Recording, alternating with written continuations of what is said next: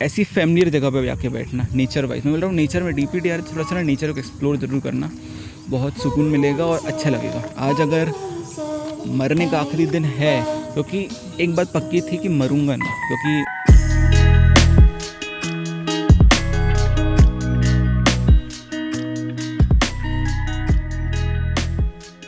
Hi all. तो study continue करते हैं। उससे पहले पिछली वीडियो से रिलेटेड कुछ मैं और डिस्कस करता हूँ। जैसे कि अपने DPDR के कॉजेज़ देखे थे, panic attack, stress, mobile usage, drug और मास्टरबेशन। ये 3-4 कारण अपन ने देखे थे, ठीक। तो अपन अब जानते हैं कि DPDR हुआ कैसे। पहले कॉज पता चले हमको, है ना, उसके बाद अपन आगे काम करेंगे। तो देखो, पैनिक अटैक, ड्रग, ये जितनी भी चीज़ें हैं, तो ये सब ना कहीं स्टार्ट होता है पैनिक अटैक से, और स्ट्रेस से भी, और भी रीज़न है, मैं बताऊंगा आगे धीरे धीरे। तो जैसे हम बात करते हैं पैनिक अटैक की, पैनिक अटैक का प्रॉब्लम मुझे नहीं रहा है, ठीक है। मेरे को से एक ही बार आया, मैंने महसूस एक ही बार किया है, तो उसको देख के बताता हूँ, ठीक है। क्योंकि थोड़ा जैसे लोगों को पैनिक अटैक आता है तो लोग बहुत ज़्यादा डर जाते हैं। मैंने देखा है कि बहुत ज़्यादा डर जाते हैं, बहुत ज़्यादा बोलते हैं, मतलब सामने वाला जो पर्सन था वो बोलता है पानी पियो, सोचो मत, लोगों से बात करो, ऐसा ऐसा कहते हैं। पर वो लोग ना बहुत ज़्यादा डरे हुए होते हैं। वो बोलते हैं मैं कंट्रोल करने की कोशिश कर रहा हूँ या कर रही हूँ, पर जो थॉट्स हैं वो डरे जा रहे हैं, बिल्कुल करंट सा महसूस हो रहा है, क्या हो रहा है। तो ये पैनिक अटैक के भी मतलब ये सिम्टम इस टाइप से रहते हैं कुछ। एक बार मैंने महसूस किया है तो बहुत ज़्यादा डर लगता है, बहुत, तो जैसा भी है। तो देखो क्या होता है, अपन थोड़ा सा सोचते हैं उसके बारे में। देखो, DPDR सिर्फ फाइट रिस्पॉन्स है। अगर आप बहुत ज़्यादा डर रहे हो, बहुत ज़्यादा डर रहे हो, इतना डर रहे हो कि आप अपने को काल्म रख नहीं पा रहे हो, तो ब्रेन बोलेगा आप खुद को कंट्रोल रख नहीं पा रहे हो, तो मैं आपको कंट्रोल करता हूँ, ठीक है। तो जैसे कि आपको पैनिक अटैक आया, बहुत ज़्यादा डर रहे हो, बहुत ज़्यादा डर रहे हो, मतलब बहुत ज़्यादा आप थॉट्स में कंट्रोल रख रहे हो पर आपसे कंट्रोल नहीं हो रहे हैं, तो ब्रेन देखेगा कि आप थॉट्स पे कंट्रोल रख ही नहीं पा रहे हो, डर रहे हो। तो उसको लगेगा कि यार बॉडी बहुत अलार्मिंग स्टेट पे चल रही है, ठीक है, बहुत ज़्यादा डर रहा है, बहुत ज़्यादा डरते जा रहे हैं। तो वो बोलेगा मुझे कुछ करना पड़ेगा, क्योंकि इससे तो अब नहीं हो रहा है कंट्रोल। तो वो क्या किया, वो देखा कि ये जो आदमी है, ये जो लड़की है या जो भी है, ये बहुत ज़्यादा डर रही है या डर रहा है, ठीक है, डर रहा है। डर यानी इमोशन। डर एक इमोशन ही है, जैसे खुशी है, सैडनेस है, ये सिर्फ एक इमोशंस है। तो वैसे ही डर एक इमोशन है। तो बोला कि डर रही है, इसी कारण इसको बहुत डर सा लग रहा है, मतलब अजीब सा लग रहा है ना। डर एक मतलब खुशी होती है तो अच्छा लगता है, डर लग रहा है तो ख़राब लग रहा है, तो डर रहा है, तो बॉडी के लिए अच्छी स्टेट नहीं है, डर अच्छी स्टेट नहीं है। तो बोले इसको कंट्रोल काउंटर करना पड़ेगा। बोले कैसे काउंटर करें? तो उसने बोला एक काम करो, कुछ करना पड़ेगा। एक काम करो कि भाई इसकी बॉडी को तो बंद कर नहीं सकते, नहीं तो फिर निपट जाएगा, तो इसके इमोशंस को बंद कर दो, ठीक है, इसके इमोशन को बंद कर दो।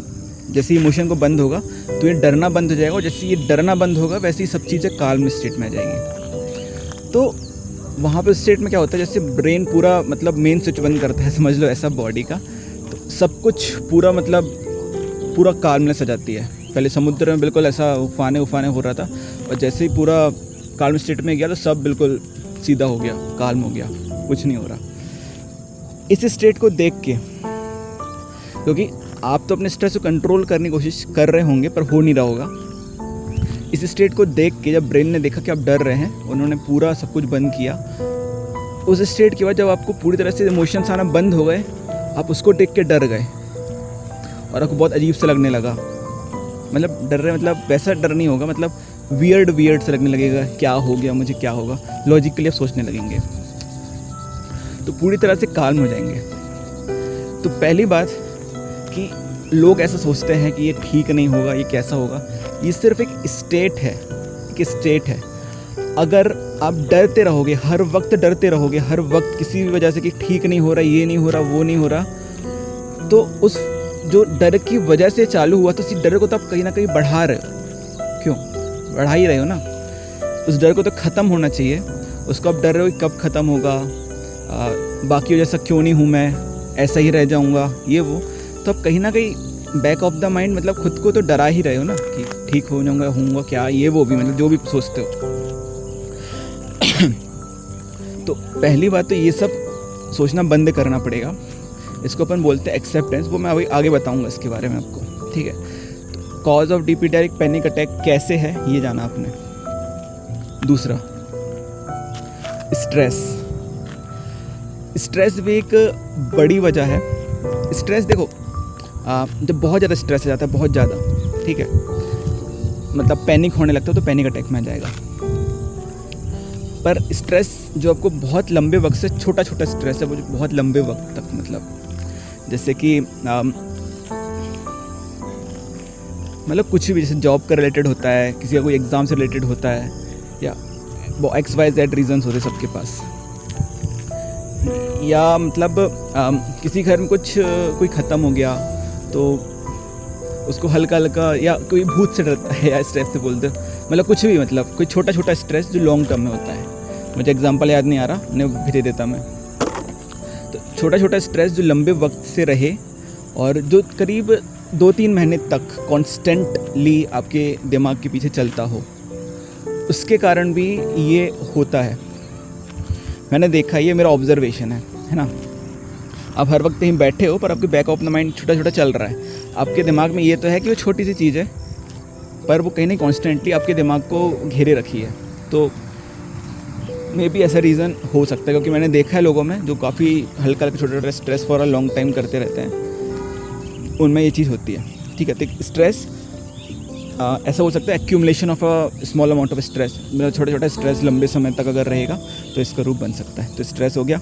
अपना तीसरा रीज़न है ड्रग का तो पता है कुछ भी साइड इफ़ेक्ट हो सकता है। तो वैसे ये चीज़ें इलीगल है, ना ही लो तो बहुत बेहतरीन है, अवेलेबल हो जाती है पता नहीं कैसे, पर इन सब चीज़ों से दूर ही रहना चाहिए, ये मेरी सलाह आपको। उसके बाद फोर्थ रीज़न, मोबाइल यूसेज। देखो मोबाइल यूसेज कैसे इसका रीज़न है, आप हो दिन में 24 घंटा है, अगर आप अपना 70% टाइम करीब मोबाइल में ही दे रहे हैं। देखो पहली बात तो माइंड ना तो रियल समझता है ना तो अनरियल, उसके लिए कोई फ़र्क नहीं होता। आप उसको जो दिखा देगा उसको रियल मानेगा, ठीक है। ये आपने सुना भी होगा, माइंड डज नॉट अंडरस्टैंड, जैसा आप उसको बताते हो वैसा वो मानता है, वैसा वो करता है, ठीक है। तो जैसे आप अगर मोबाइल चला रहे हैं, आप सुबह उठते हैं, आप मोबाइल चलाते हैं, आप दोपहर के टाइम मतलब हर वक्त चलाते हैं, ऐसे समझ लो कि 24 घंटे में आप 80% टाइम या 70% टाइम अगर मोबाइल यूसेज में दिए हो तो, और ऐसा आप करीब 1-8 महीने तक कर रहे हो, ठीक है, तो मे बी पॉसिबल ये रीज़न बन सकता है आपके लिए। क्यों? क्योंकि माइंड नहीं समझ पाता है कि रियल क्या अनरियल क्या है, ठीक है। इसलिए मैं कहता हूँ कि कभी भी जैसे DPDR हो गया तो मोबाइल छोड़ दो। क्यों? क्योंकि उसको तो वैसे ही अनरियल लग रहा है, ऊपर से आप उसको स्क्रीन दिखा के, ऐसा होता है कि स्क्रीन चलाते हैं ना, जैसा कोई DPDR हो, होता है, तो आप देखना वो स्क्रीन चलाओगे तो आपको थोड़ी शांति महसूस होगी, काम हो थोड़ा सा महसूस करोगे खुद को। वो ऐसा इसलिए क्योंकि वो रियल अनरियल फ़र्क जानता नहीं है, और मोबाइल चलाने पे पता नहीं क्यों थोड़ा सा काल्मनेस महसूस होता है।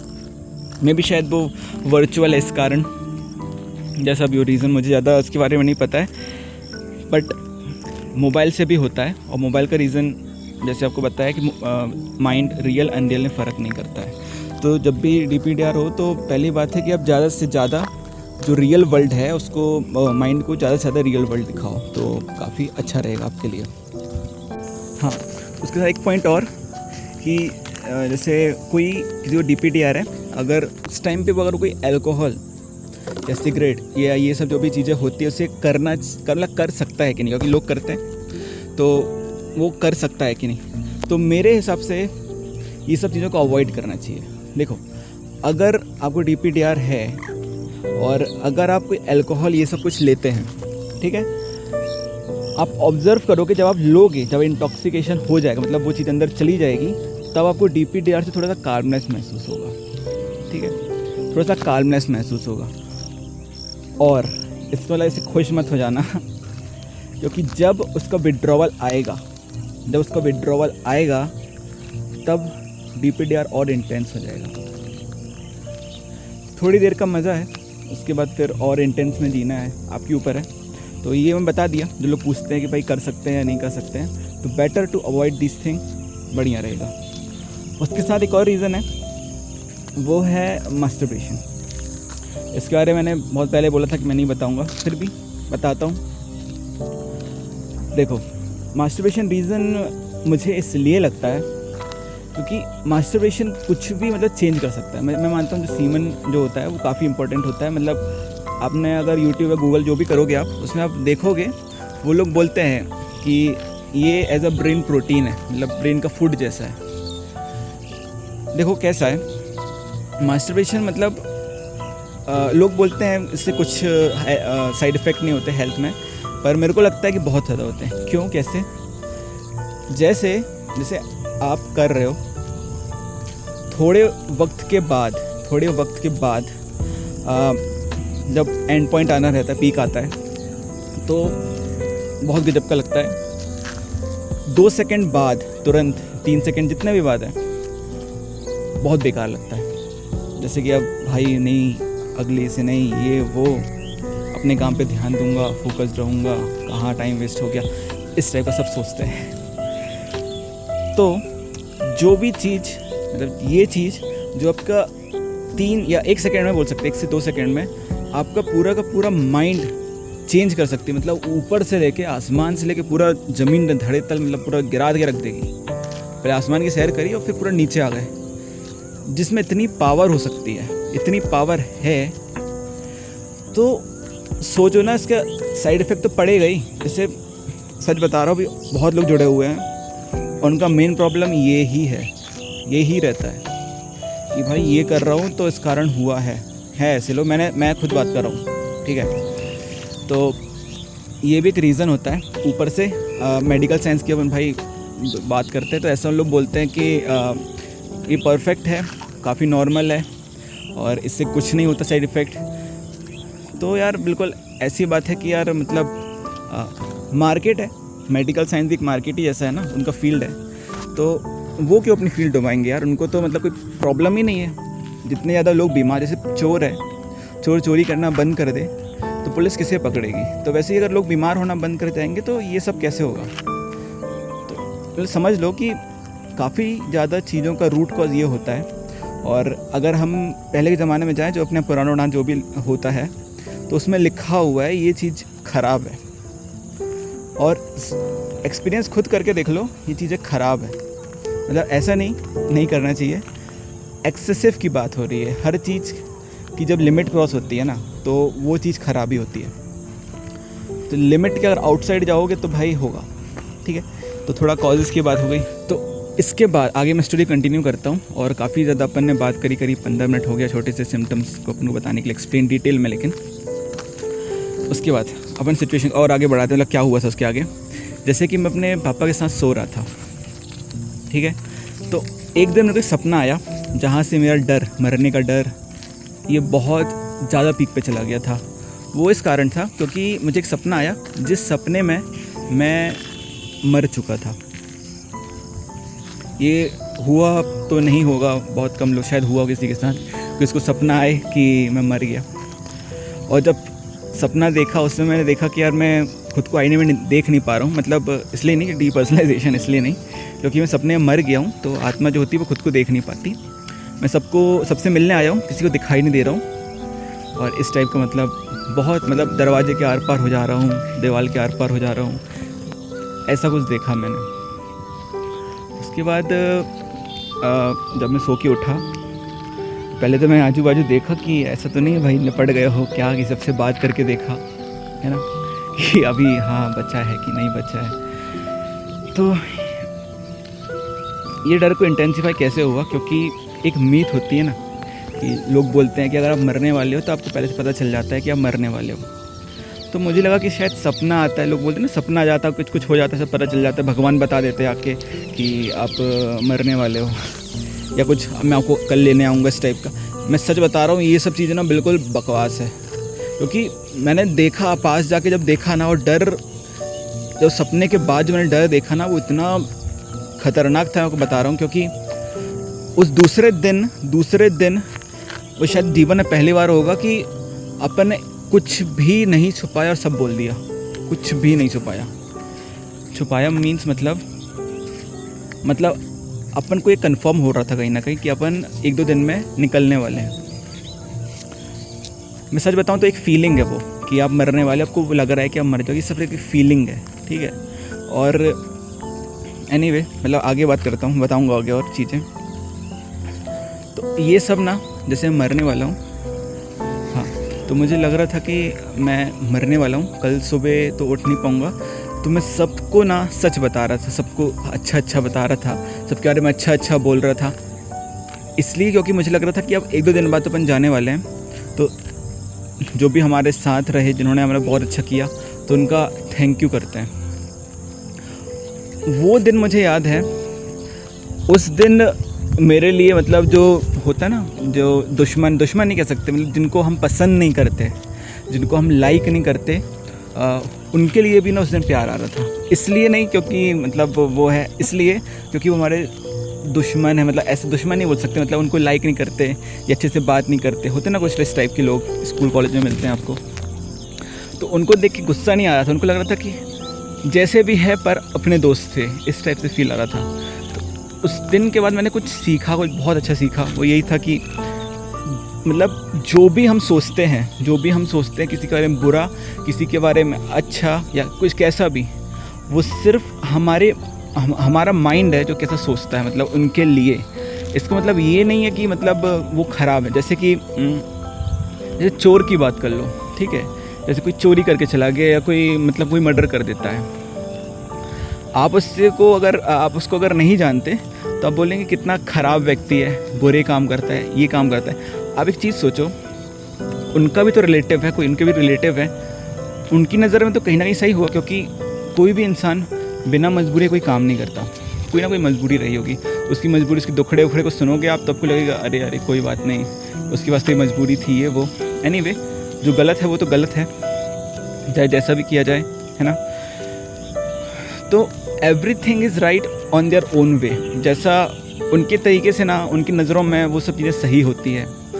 तो वैसे ही जो गलत इंसान है, वो गलत इसलिए नहीं है क्योंकि वो गलत है, एक्चुअली वो गलत इसलिए क्योंकि आपके एक्सपीरियंस उसके साथ थोड़े से सही नहीं रहे।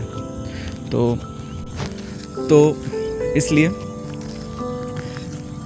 किसी को मतलब अच्छा या किसी को गलत ऐसा नहीं, सबको as a treat as a same person.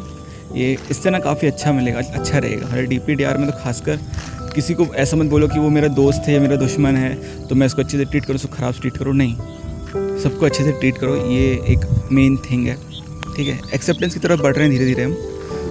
उसके जिसको भी लगता है कहीं हम पागल तो नहीं जाऊँगा, बेवकूफ़ तो नहीं हो जाऊँगा, तो ऐसा मेरे साथ भी रहा है कि मुझे लगता था कि मैं हो जाऊँगा या कुछ पल बाद हो जाऊँगा या हल्का हल्का हो रहा हूँ।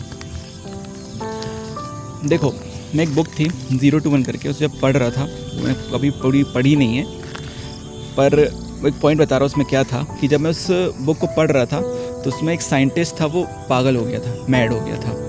तो मतलब मैड शब्द मैंने इसे सुना कि यार मैड हो गया था, तो मतलब अचानक से मतलब इतना अजीब सा लगने लगा मुझे, ऐसा लगा कि मैं भी हो जाऊंगा ऐसे ही, मतलब बेवकूफ़ ऐसी हरकतें, चिल्लाना, उल्टे सीधे हाथ चलाना, कुछ भी, मतलब, है ना।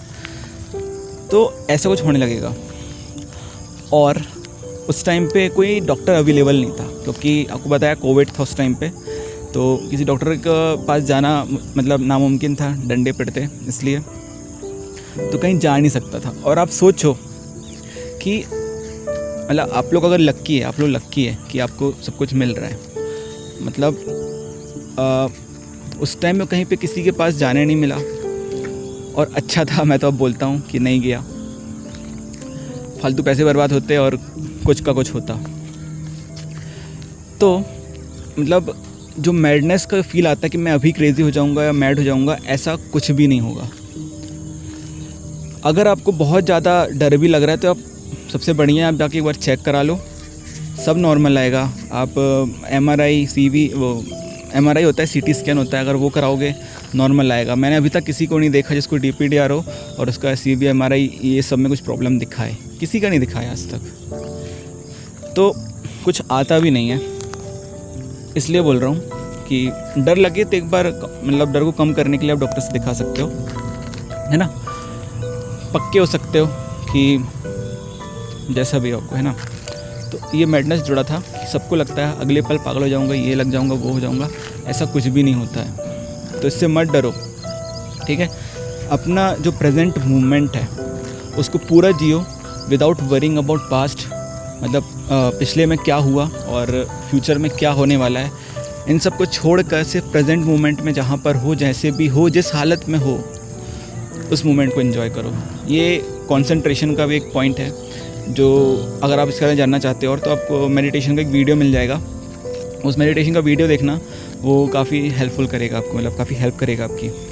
उसके साथ stay busy when you are intense, मतलब जब आपको इंटेंस हो जाए, DPDR इंटेंस हो जाए, तो अपने आप को ना बिज़ी रख लो किसी जगह पे। जैसे कि आपको इसी चैनल पे एक वीडियो मिलेगा, एक ज़रा ज़रा करके मेरा ही, मतलब मैंने ही गाया है वाला गाना प्रमोशन नहीं कर रहा, मतलब एक्चुअली इस वीडियो की जो खासियत है वो ये है कि उस वीडियो में जब मैं गाना गा रहा हूँ जिसकी थोड़ी सी लिरिक्स भी गलत है, कभी नोटिस करोगे तो जिस स्टेट में गाना गा रहा हूँ ना, वो स्टेट DPDR की इंटेंस स्टेट में गा रहा हूँ। मतलब मेरा दिमाग में समझ नहीं रहा मैं क्या करूँ। तो गिटार उस टाइम नया नया लिया था, तो मैंने बोला ठीक है अब यही बजाते हैं। कोई आज तक समझ नहीं पाया, और वो वीडियो इसलिए खासियत है क्योंकि वो बहुत ज़्यादा, मतलब नर्क में रहते हुए इस वीडियो को नया सा बोल सकते हो, इसलिए वो वीडियो खास है मेरे लिए। उसके बाद एक और उसके और भी गाने हैं, वो धीरे धीरे करके, मतलब एक दो गाने ऊपर के, वो ऐसा है कि स्टेज 2 में, स्टेज 3 के आसपास जब थोड़ा नॉर्मल फ्रेंडों का वैसे गाने हैं। एनीवे, तो वो ज़रा कुछ ज़्यादा ही मेरे लिए मतलब गजब का सॉन्ग है। मतलब उसके साथ मैं आपको ये कहना चाहूँगा, जो भी आप पसंद करते हैं, जो भी आपकी लविंग स्किल है, जो भी आपकी हॉबी है, उसको करो जब आप